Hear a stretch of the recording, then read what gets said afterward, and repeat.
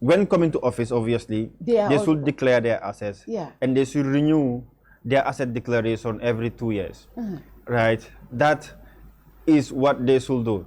Now, if this will be controversial, I wouldn't have any problem with a minister, a National Assembly, or a judge leaving office without declaring their assets. It becomes cumbersome, especially to the entity that is going to be administering that. However, if, for example, the Anti-Corruption Commission is suspicious of a minister that has left office, right? At the time of leaving their office, right, all the assets that they have declared, the unexplained wealth, meaning the assets that they have acquired, that they cannot explain how they get this. But this is the problem. What the problem is, before you even go further, remember the anti-corruption bill. That unexplained wealth, then go forget. I know, but you know that still. But they see nakatuda. We have this the Anti-Money Laundering and Terrorist Financing Act. For Munel and Fatie. Yep. So, what do you think? No, Mango by head because they now Minister of Justice Mulene Wahne. So they go again. We still have other laws, and he was right. He was right. He was right. We have the criminal code.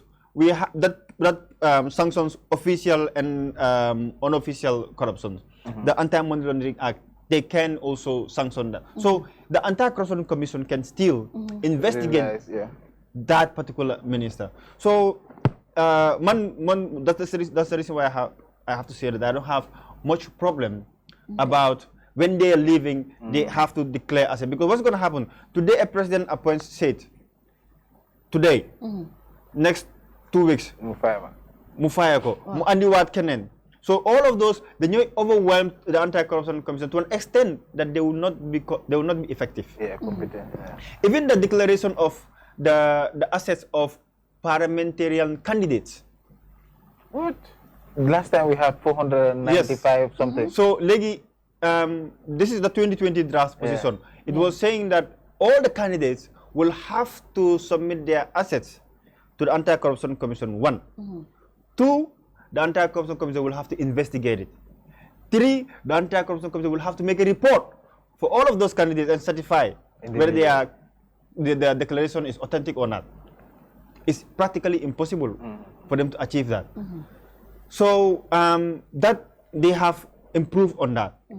So the concern here for me is when a minister comes into office, I wouldn't also have a problem with the spouse of the minister, because still the money laundering, if you launder money through your spouse, so you cannot even achieve that goal, because one, money laundering is very tricky.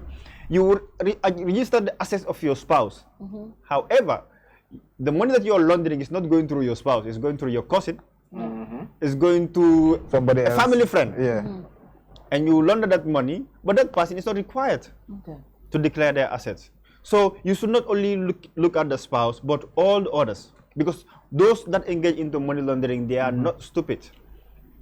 You understand? So that is what I have to say regarding this asset. But I strongly agree the position of the 2020 draft, which is the president and her spouse, on his or her spouse, should declare their assets to the Anti-Corruption Commission.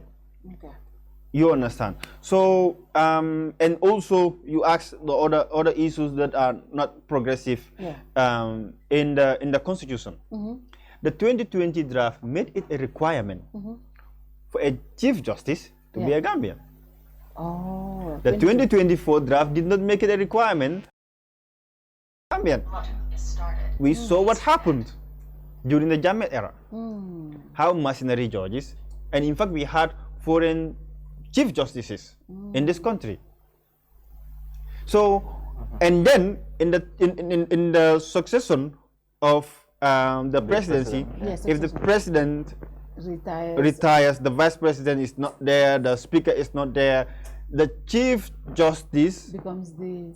Now, in this case, the Chief Justice, or I mean, if in the case of the Chief Justice is not a Gambian, Yeah, that's what. Yeah. A senior. So it makes it tricky. In fact, what makes them anticipate that in this advanced world, the legal-minded people that we have this country, right, that they cannot qualify. We cannot have Gambia that will be qualified to hold the position of a Chief Justice.